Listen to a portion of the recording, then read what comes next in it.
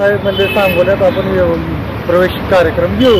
हां त्यानुसार आता पुढील नियोजन ठरत आहे हां. प्रवेशासाठी कधी घ्यायचा ते. तुम्ही मग कधी प्रवेश करता आणि या आता एक राज्यात काका पुतण्याची लढाई परत एक पाहायला मिळते. नाही काका पुतण्याची लढाई नाही, पूर्ण काका ग्रुपच येणार आहे. काय सगळे 9 सगळे पुतणे जे आहेत सगळे 9च्या 9 येणार आहेत. काका सुद्धा हळूहळू पाठीमागे येतील.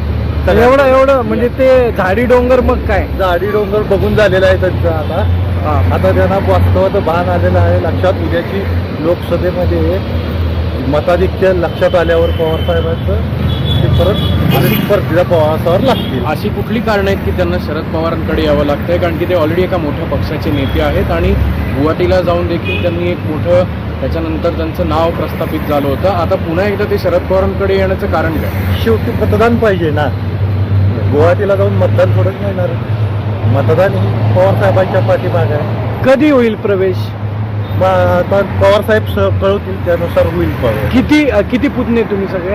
आम्ही 9 जण पुतणे आहोत. 9च्या 9 प्रवेश. काकाशी बोलणं झालंय काय? काय बोलतील आता घरी? काका येण्याची शक्यता आहे. काका येतील पर्याय.